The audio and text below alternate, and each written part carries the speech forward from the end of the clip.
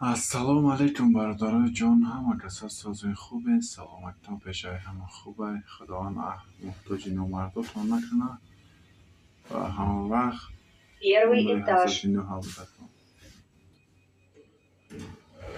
برادرای جان، بچه چای جان، یک خبر دارم که امروزه کورس جنگی بیشتر نفر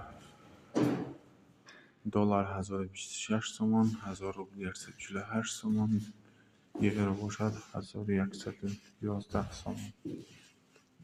برادرای جان، شما تنها و تنها یک خواهشی برادرانه التماس لایک بجقین، در کانال ما پاتیسا کنید، کانال ما را جویان کنید. همینقدر بسه برادرای جان.